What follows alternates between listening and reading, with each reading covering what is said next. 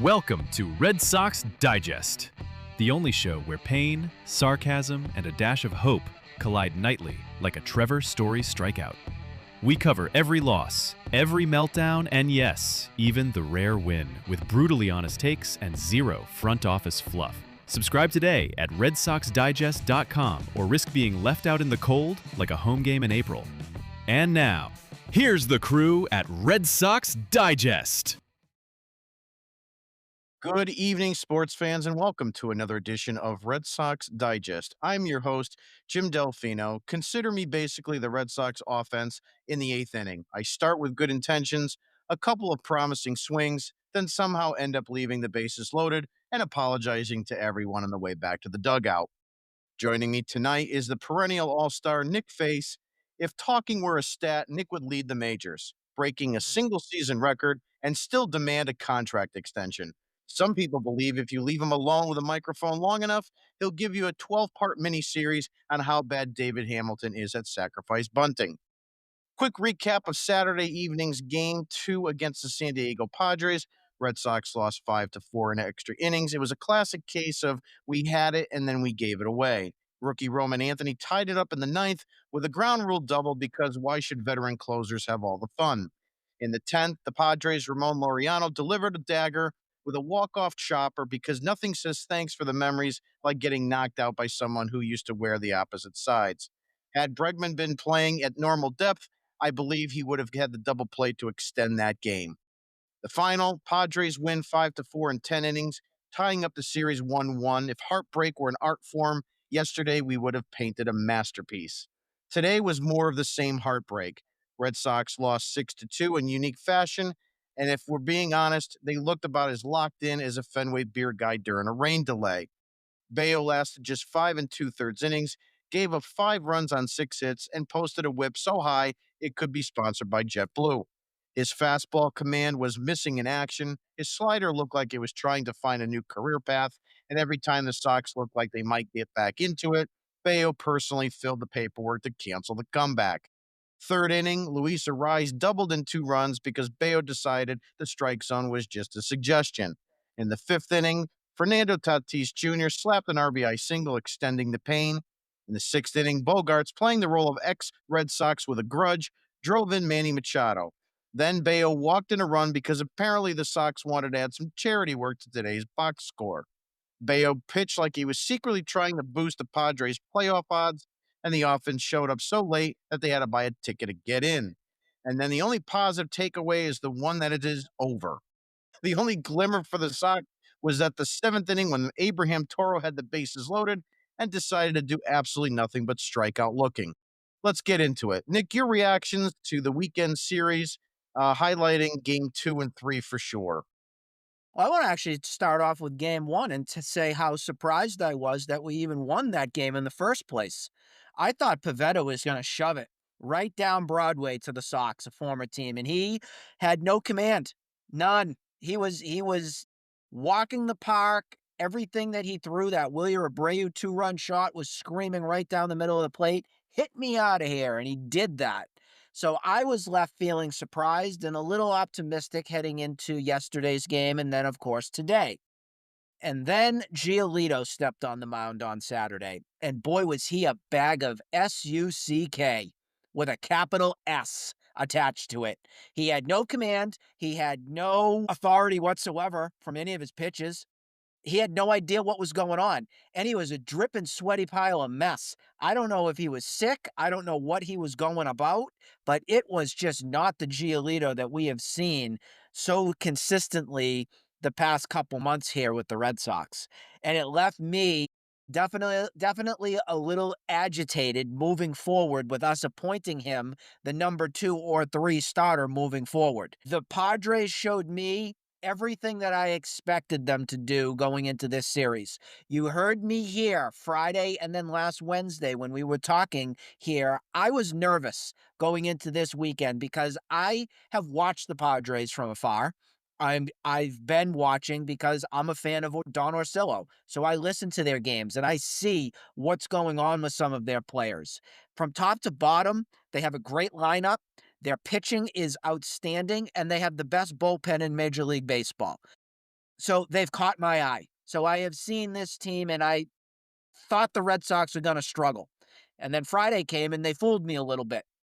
But if you think about Friday, it was more of a walk fest. They got lucky with some home runs. There was a couple decent hits that were there, but for the most part, that was just Nick Pivetta being what we all expected Nick Pivetta to be from 2020 to 2024 with the Red Sox. Some glimpse of good and then some real glimpse of bad is what we saw from that. Yesterday's biggest thing for me is, hey, the ninth inning, I got to give Roman Anthony credit. I did not expect the Red Sox to tie the game in the ninth. I'm going to be completely honest there with you. I thought the bats were going home for the night. I thought it was a sloppy, sleepy, messy, somewhat of a messy game yesterday. And then to my surprise, he was able to hit Robert Suarez. I guess you got to give kudo to the guys in the dugout because they were using whatever approach they were from the iPad and trying to break down Robert Suarez to kind of figure out how to get to him. So whether that was Jason Veritek or one of the other coaches that was kind of looking into that in depth, good for him. And Roman Anthony was able to take the ball with authority to left field and tie the game. When the 10th hit, I think we were kind of going back and forth saying what's going to happen with the bullpen. Will Chapman go back in because it was a lighter pitch count?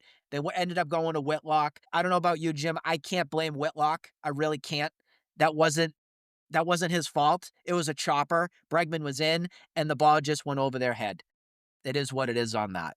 Now, in terms of Bayo today, the defining moment to me was it was the hit batsman, and I think that that's what triggered just for me being it was going to be a tough game for them.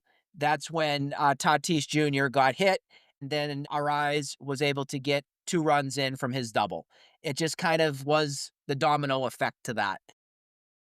The 7th inning, that made me have to go for a very long walk, I'm going to say. I give credit for the Red Sox for coming back and making it a game. It was 5-2 going into the 7th inning. But Jim, how many times do we have to see this throughout the season here with this team? Bases loaded, nobody out. Rafaela, strikeout. Toro, strikeout. Anthony, strikeout. Can't happen. Can't happen. Unacceptable. And I tweeted right away, it is a fireable offense. Fireable. Because that is completely unacceptable to not at least make contact to get at least one single run in. Put the ball in play. How many times does this happen throughout the season here from this team where they have so many runners on, whether it's bases loaded, second and third, runner on second, and you can't get the job done? Top of the 10th inning last night, you had Trevor Story on second base. Was it Duran? No, somebody struck out. I forget who it was that struck out. Oh, it was David Hamilton. David Hamilton, the bat, and then another strikeout. It was Romy Gonzalez that hit a fly ball where it could have made the game, and it didn't because David Hamilton can't put a damn bunt down. It's these fundamentals that keep adding up from this team that make it so frustrating when you're on such a good streak to continue to believe that it's going to be okay. Because right now, I am left more frustrated with this team since Wednesday. They did not have a good game Wednesday at Fenway before they left against the Royals. So this has been a bag of slop since Wednesday. And I hope to God they're not reverting back to the Red Sox that we saw much more in the first half than anything. They need to get clicking, and it's going to be very tough to do that here, again, on the road. They do not play as well on the road as they do at Fenway against a Houston team, which is just coming off taking 2 or 3 and making the Yankees look like imbeciles. Yeah, I mean, as far as the weekends, this series is concerned, there was a part of me I'd said on our podcast that I thought they would win 2 out of 3. They very well should have. The first game was more of an aberration and a surprise than anything. I couldn't believe they actually scored 10 runs in that game. But, that was typical Nick Pivetta from the Red Sox. Once he gets frazzled, he's just kind of like turns into oatmeal. And that's been a very common thing. I tweeted it out. I said, there's the Nicky Smooches that we're used to. So, I'm not surprised as much as I am about that game. I think what really ticks me off is game two. More so than anything, you could have left San Diego with 2 wins. And if you lost tonight, I mean, hats off to Dylan Cease. He still is a pretty good pitcher, even though he's having a bad season. But to your point, that team, if you don't score within the first 6 innings, it's very tough. Now, granted, they scored late in game one, but the rest of that bullpen, I mean, it's just nails. I mean, it's just one after another with Morjon, Estrada, Peralta. I mean, it just goes on and on and on. The one thing that surprises me more than anything is that the Padres actually still go with Suarez to be their closer. He's as Mhm, flat as a pancake. They should mhm. put Miller in to close those games, to be honest with you. But you know what? Leave that secret for another day. So in game two, Lucas Giolito, 4 and 2/3 innings, 5 hits, 4 earned runs, and 6 freaking walks, and enough sweat to probably sink a battleship. It was really Eucalyptus like, and it was unbelievable. It's such a sad situation to see that kind of a start happen. And then, of course, today we had Brian Bayo with a stinker, 5 and 2/3 innings pitched, six Yeah. hits, 5 earned runs. He did have 7 strikeouts, but the bottom line here is the starting pitching let us down in the guys that we thought we would get good pitching from, and Walker Bueller is smelling like a rose, Nick. Lucas Giolito was very lucky he didn't get a loss yesterday. That is the biggest thing for me that I look at that because that had more of a disaster written on it than what the box score showed.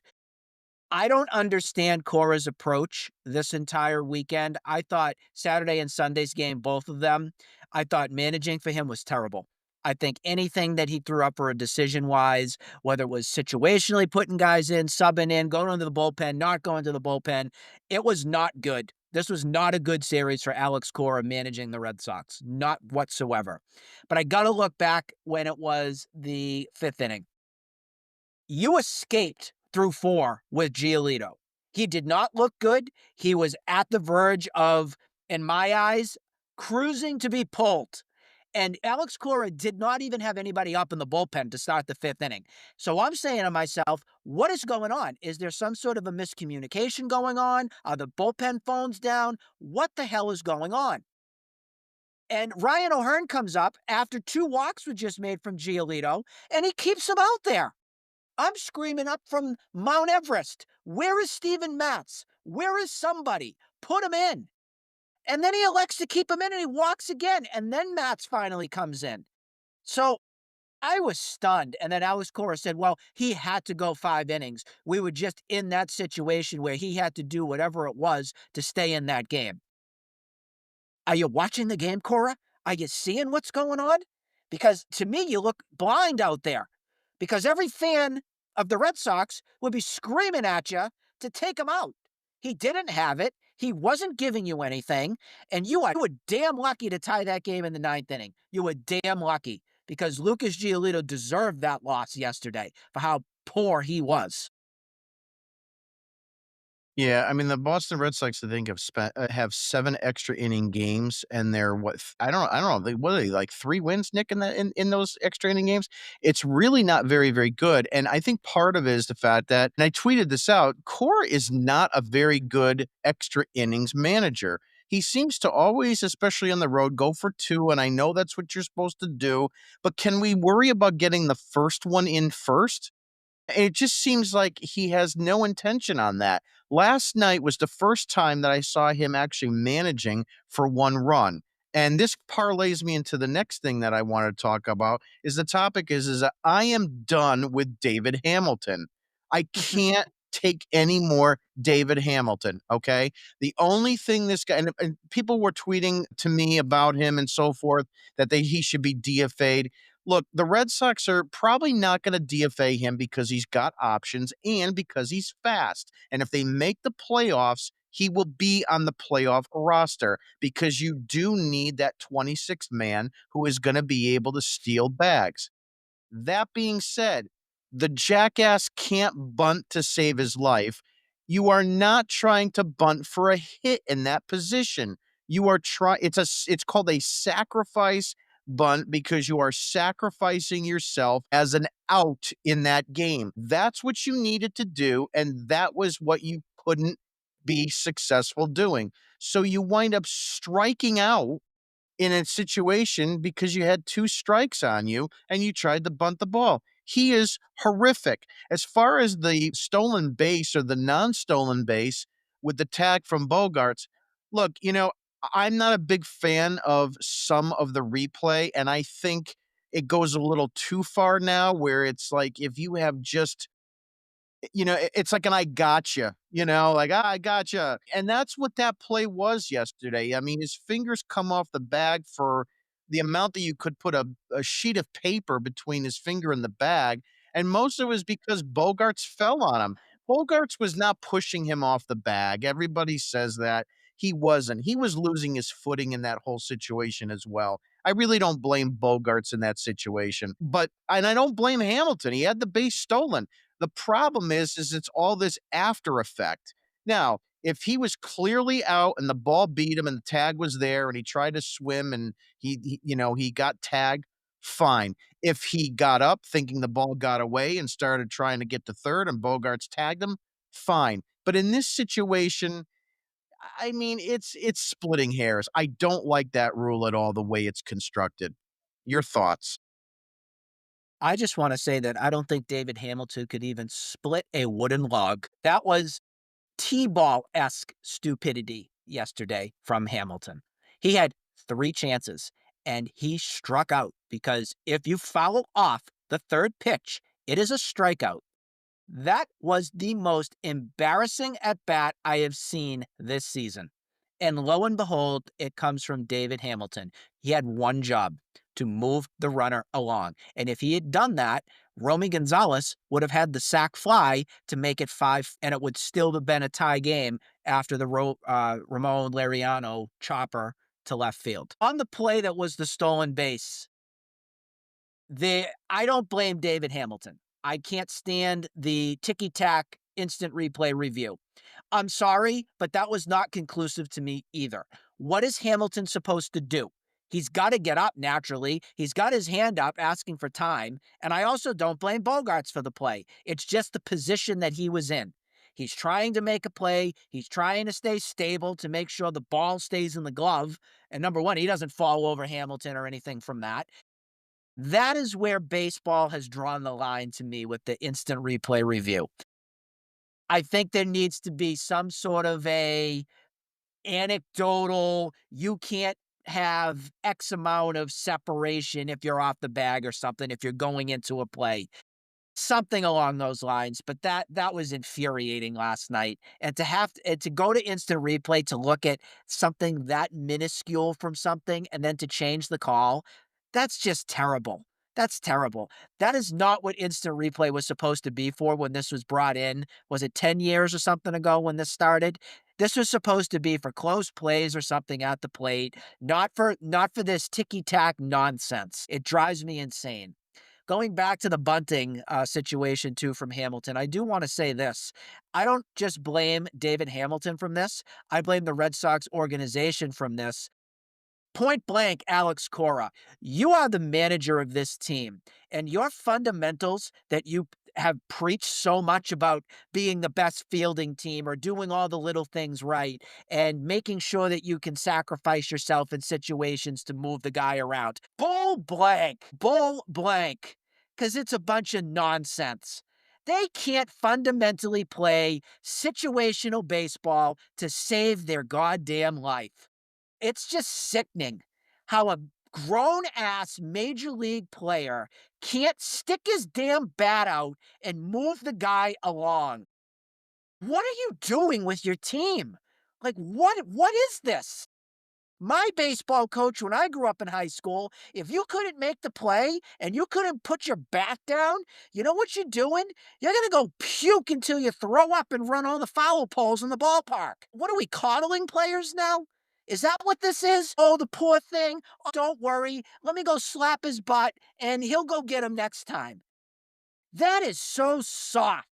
And it drives me absolutely insane, especially when this is supposed to be the best of the best, Major League Baseball, and you have players that can't do the little things right.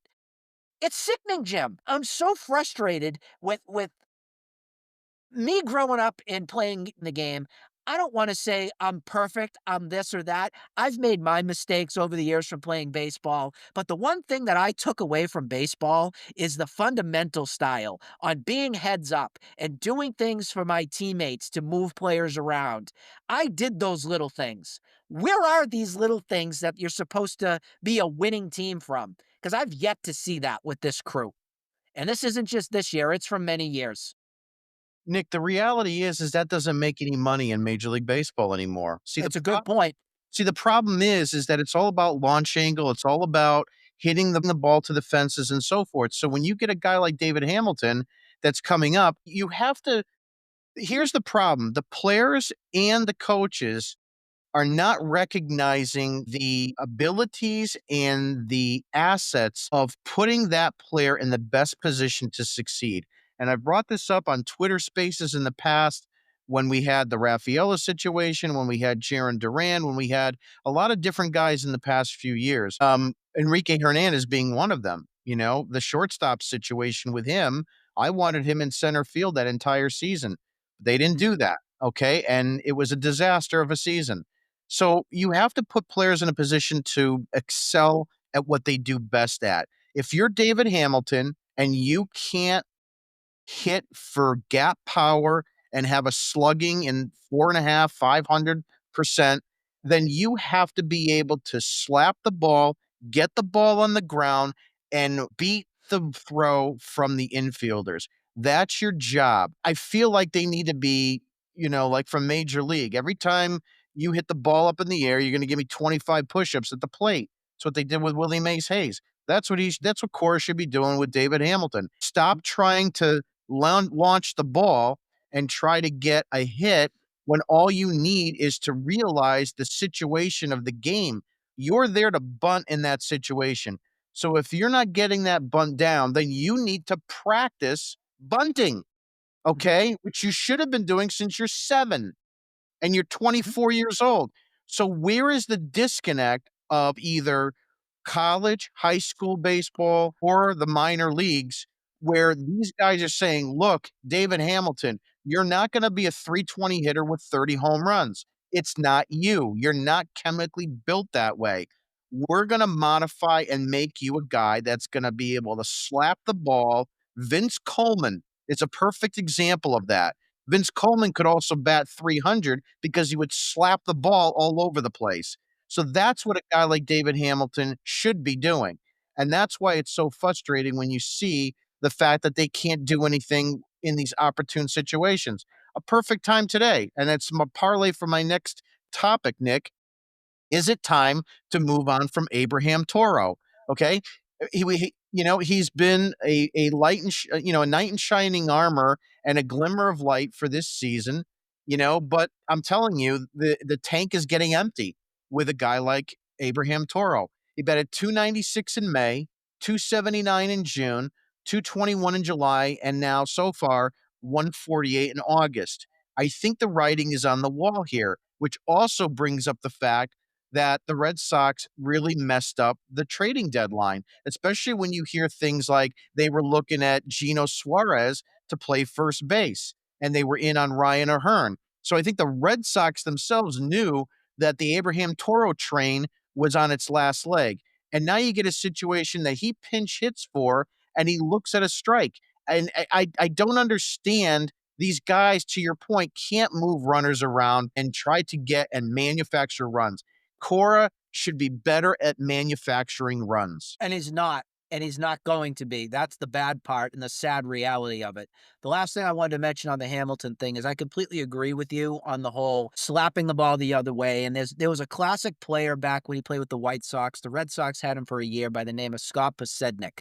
He was outstanding with utilizing his wheels. He wasn't going to be hitting the ball out of the park. He was going to drop it down the left field line, drop it where he could, and leg out a hit and move the guy around. That approach is just nowhere's to be found. I would do the same thing with Duran, and I would even have Roman Anthony at times be able to do that too. Because if you had that dynamic, you'd be a much more functional, situational baseball team. That's just my last point that I wanted to put on that. Now with the Abe Toro train, that train has been stalled, and for 3 weeks now, I have been screaming as usual. Thank you so much for May and June. Thank you. I appreciate what you did.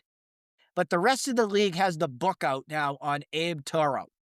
And Abe Toro is nothing but a gigantic hole right down the middle of the plate for these opposing pitchers because there's nothing left to fool here. He was fine for what he was, great for what he did for May and June. I'm not taking that away, but it's time to move along. It is time for him to go back down to Worcester, figure things out, and you need to bring up Christian Campbell tomorrow. That's where I'm at. You've seen enough now. As soon as the deadline was done on that Thursday on July 31, the first thing that I mentioned, if you dial back the tapes, I said, I want Christian Campbell back up. And quite frankly, I didn't care if he was ready or not. I was ready for him because I have already seen enough to know that the confidence is there. The approaches that he's using is working. And today, again, I mean, he had another great game and he's making some good plays at first base too. So he's definitely learned from his time going to Worcester, which is our biggest fear. We thought that going down could kind of maybe not get the best out of him. It could make him not feel like he's going to get back up to the major leagues. And now we're having that conversation, which is great. I also think that you need to look at Mr. Garcia, password. You got to get some rhythm here with this lineup. I'm sick of it. You got to get something going. You got to find a way. And you know what? If that means Christian Campbell needs to play second base and you figure it out and you take a little bit of the defense away, I'm fine with that. And you throw Garcia, Mr. Password, over at first base because you need something different right now because it is not working. The offensive approach is not good enough. And I am worried here that we're in August. I'm not going through another August the past 3, 4 seasons here. I'm not doing it and into September. We are on a great stretch right now, and I am not taking my pedal off the gas. I am not doing that. You need to play your best team, and your best players, which are in Worcester, are Password, Christian Campbell, and I'm even going to say Grissom. I am. Vaughn Grissom. Bye-bye, Hamilton. See ya. I don't care about your speed. Come back up when it's playoff time, but give that a shot. See what happens there. And last thing on Toro, he is now 4 for his last 25 right now. That is unacceptable, not good. And as you see from Jim's screen here on the stat, he's hitting a buck 48 for the month of early August, and we're 10 days through.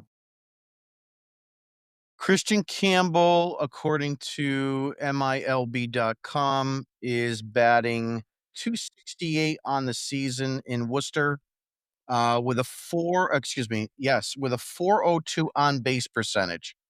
That is a striking number, Nick, and an OPS of 830. He has 5 home runs, 20 RBIs, and a couple stolen bases. So he is getting on base, and he is being sort of a little bit of a force here in the minor leagues. When you are putting out Abraham Toro and his 148 batting average in this month, and you've got what you said, Kristen Campbell, you've got Vaughn Grisham, and I understand the password. I've been advocating for the possibility of him getting some reps at first base. And, why not?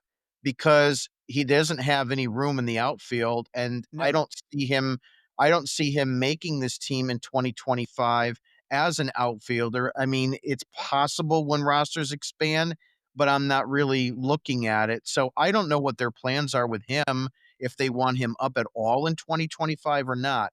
I would try him at first base and see. But they need to do something because they need a little bit more offense consistency. Now, again, I understand they scored 10 runs on Friday. That was fine. They should have even won yesterday's ball game. And you can't score 10 runs every night. but you also can't be inept when you are at the plate and you're pinch hitting, your bases are loaded, and you strike out on a curveball. You just can't do that. I mean, you're facing tough San Diego relievers, and Cora, I understand people are going to say, well, that's all he had. That's what the team he's given. Well, then maybe you don't pinch hit Toro in that position because you're facing a tough San Diego reliever. I don't know. But the point of the matter is that the numbers don't lie. And when the numbers don't lie, you have to start making some alterations to what's going on. Yoshida's had a couple good games here. I'll let that pass. But Toro has definitely been a guy that when you look at all the players on the roster from the position side, not the pitchers, he is the one guy that's really sticking out now that something needs to be changed. Your thoughts? Any other closing thoughts on Toro? I would take him off the roster right now. I just would, and I would make the change tomorrow. Whether they do that or not, probably not going to happen. I probably would be when they come back home for Friday. Yeah. I think that's realistic because John Henry, we already know he's too cheap. He's not going to send a plane and get an extra ticket for it's somebody to go be sitting down. They're not going to do that. So They have an off day on Thursday, Nick, right? yeah, they do. Yep. Okay, And so then that would be it's the Yankees, I believe, right? No, I it's think we have Miami. Miami. I think we have Yep, Miami. it's Miami. Yep. So the bottom line here is like to your point, they're not gonna do anything unless there's an injury. So Yep. they're not gonna do anything in Houston. They'll wait until the Miami series at home, and then if there is gonna be a roster spot change, that's the time to do it. I don't know if Toro has any options, so there's always an opportunity that they could option him so that they don't completely lose him by having to DFA the guy, but that'll be interesting to see. But I think you've gotta do some sort of move this weekend to get some more offense on that major league roster. That said, I want to just switch gears quickly to this upcoming series, Nick, with the Houston Astros. Now that San Diego is over, this does kind of concern me a little bit. I know you were hoping for a 3-3 outcome. I was hoping for 4-2. I thought they would take two out of San Diego and two out of Houston. I'm a little bit more of a nail biter now. Just to kind of give you, wet your whistle, it is Garrett Crochet tomorrow against Christian Javier, who's having an okay season. Then it is Dustin May on Tuesday against Spencer Arrighetti, who is not having a great year. And then finally, it is Walker Bueller on Wednesday against Hunter Brown, who is tough. Your thoughts on this upcoming series? We don't get Framel Valdez, so that's one thing. So that makes me a little comfortable. I know we got to him at Fenway, but there's the key word. Hey, Hmm. this is Houston. Houston, we have a problem. I think tomorrow goes accordingly. So long as Crochet gets the Red Sox 6, 7 innings, you have a pretty rested bullpen. I mean, you didn't use your thumb. I mean, I know Whitlock threw yesterday. Chapman did not. He only threw Friday, so you got him at least. You got Weissert. You should have the A squad ready to go tomorrow. I am very pessimistic going into the Dustin May second start as a Red Sox. I would so much rather prefer that to be Cooper Criswell. I just would, and I'd rather ship May down to the bullpen for a 6, 7 duty. And then you have Wednesday. And that is one of those where you saw Bueller Friday. My expectation was it wasn't going to be pretty. Will he repeat what he did on Friday? I can't say that. I can't. So I think this is going to be a worse trip than I even expected. I think this is going to be a 2-4 trip, Jim.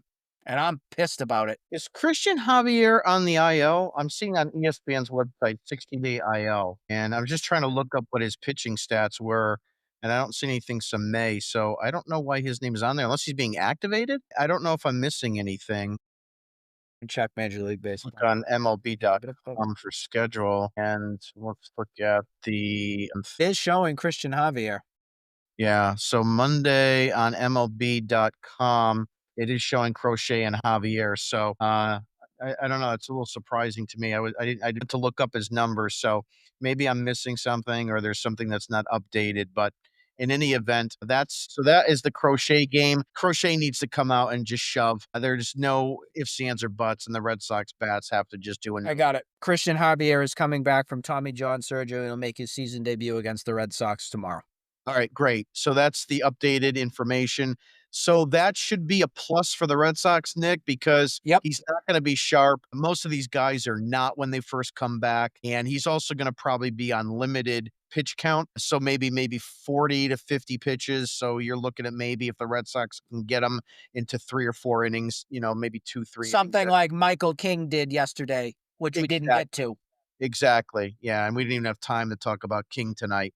But in any event, so that should be a hopefully a win there. And then obviously the Spencer Arrighetti game with that was going to be Dustin May. May. That one's gonna be a tough one. Hopefully, May can, hopefully either, Cora or, they can do something with him and hopefully right some of his ship a little bit and pitch a little bit deeper into the game. I worry about that one a little bit. Hopefully, it comes out well.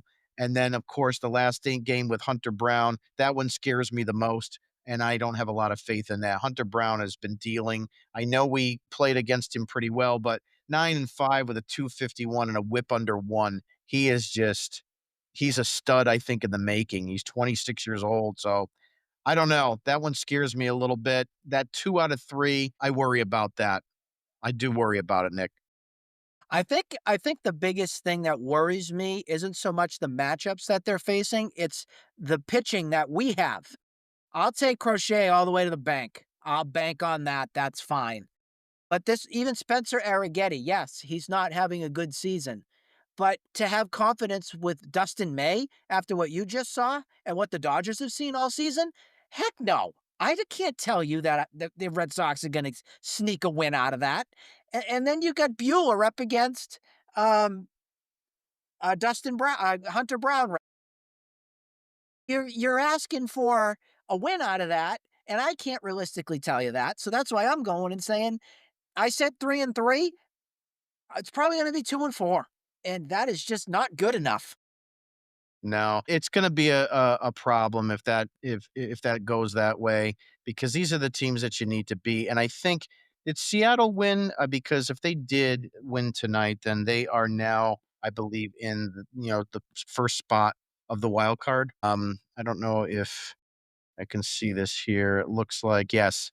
So the Seattle Mariners just did win. They have won 7 in a row. They're 9 out of their last 10, and now they are in the first position for the number one wild card spot. And we are now in the second position, 2.5 up.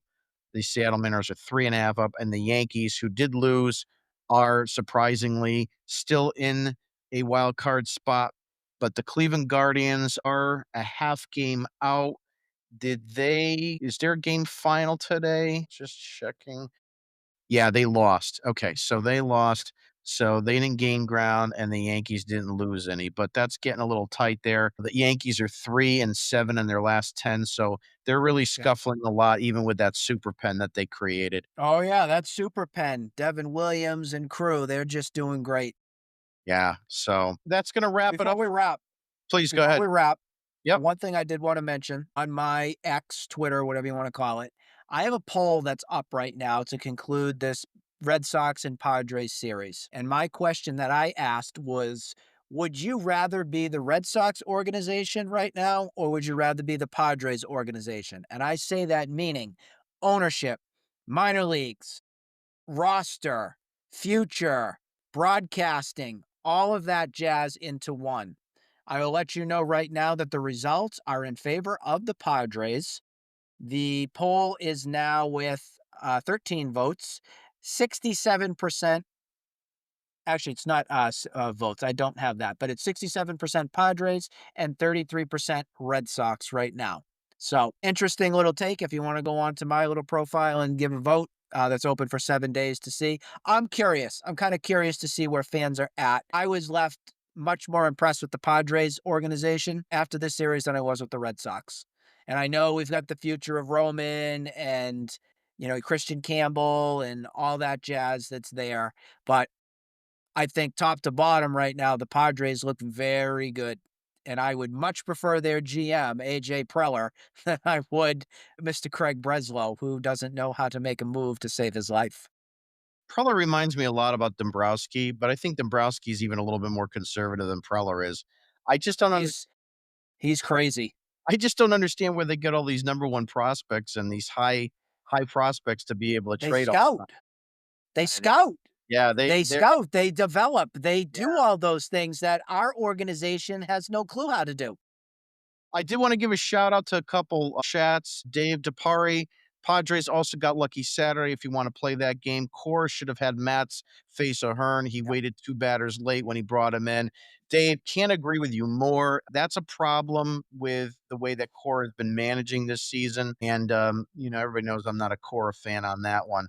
Dave also mentions about Hamilton, and yes, we did cover that quite a bit. Charlie Midnight says Hamilton sucks. He does. I've had enough of him. I think I'm completely done. Bring him to the minors. He's got options, I believe, and then if you make the postseason, put him on the roster at that point. Dave also mentions that they had King on the ropes in the first couple innings. They did. This is one of the things about the Mhm. Red drive me nuts. They'll get a pitcher on the ropes, and then they wound up squandering. And what happens? They did that with Pavetta too.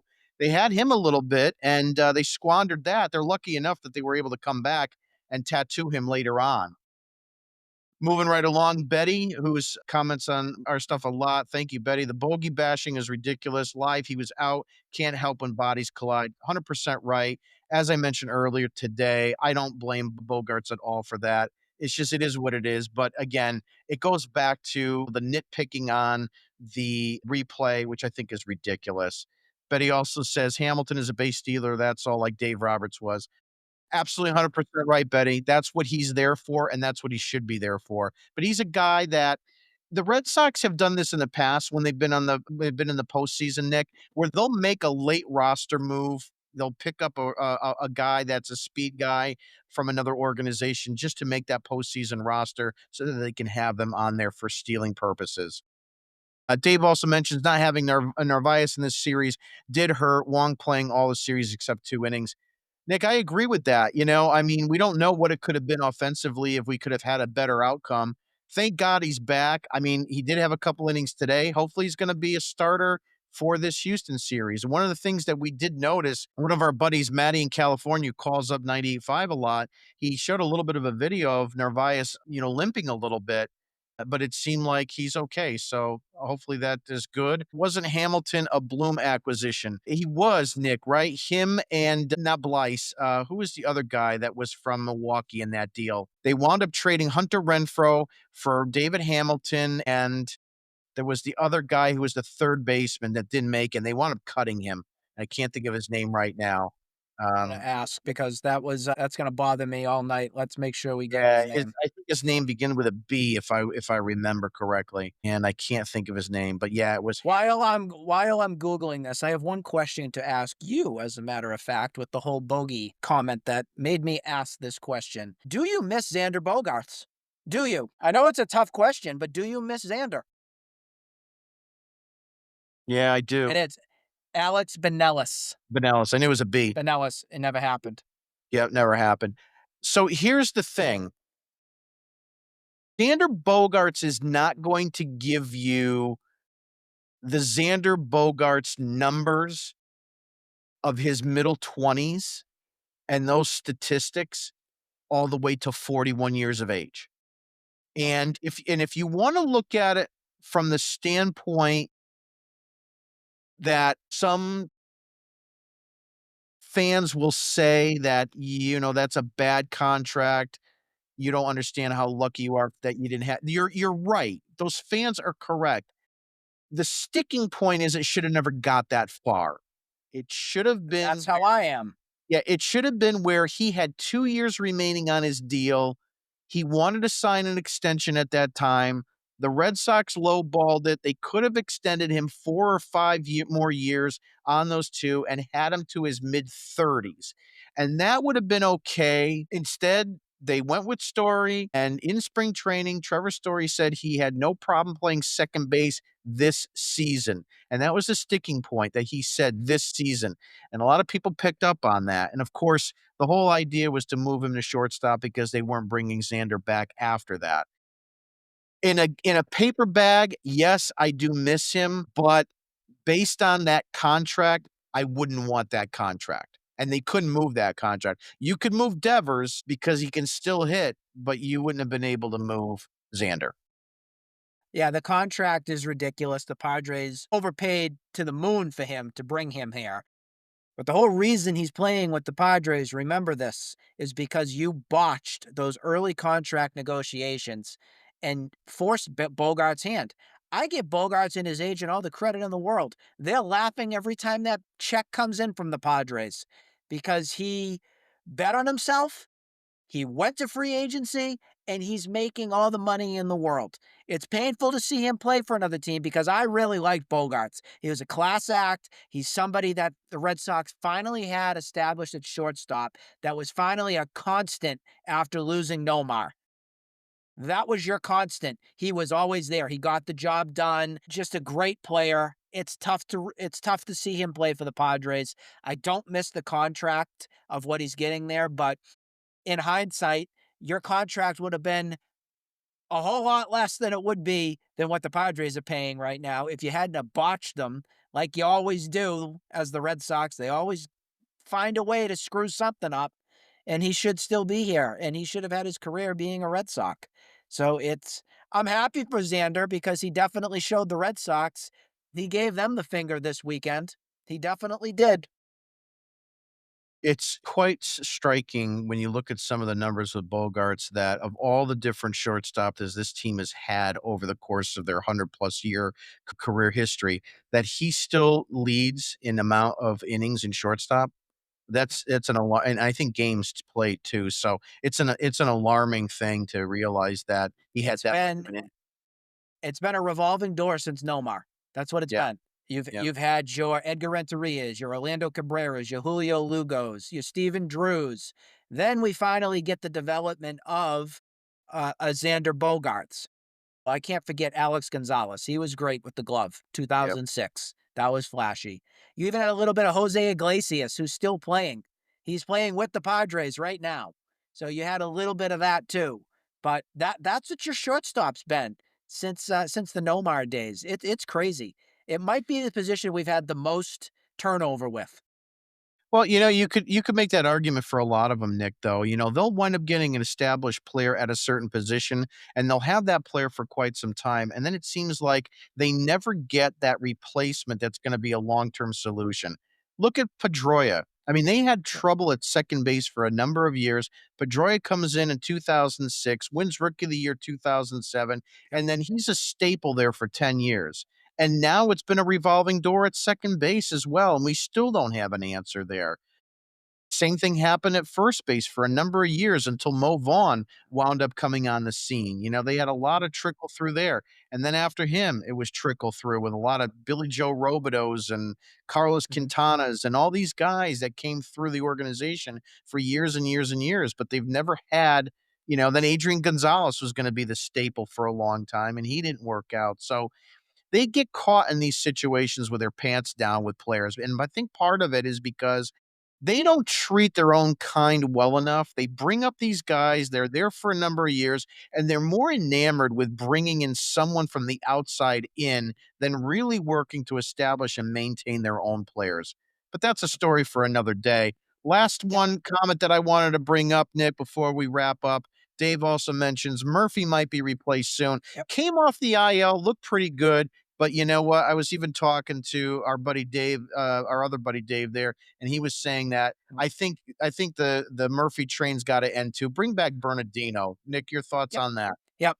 Yep. I'm in the same boat. I liked Murphy from what we saw from earlier on, but he's fallen off the choo choo train, and it's time for Bernie. Bring him back. Or Criswell. Bernie or Criswell. If you want a right handed guy, that's my other choice. And then I throw Dustin May to the bullpen. That would be my going hope. I Yeah. do not want Dustin May as a starting pitcher. I'm going to put that on record right now. I don't like it. I don't want it. I want Criswell as a starter. That's my hope on what they do. So I think if he has a stinker again, that he needs to be removed from that rotation, and they should bring up Criswell.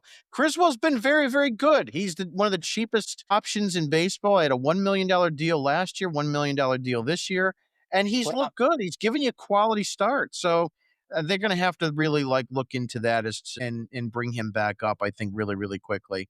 So that's going to do it for tonight. Please go ahead and subscribe to our digital newsletter at redsoxdigest.com. That's redsoxdigest.com. Free newsletter. And you can also donate to the cause as well. And other than that, we will see you tomorrow night. And Nick, have a great evening. And Red Sox Nation, have a great evening. Take care, everybody.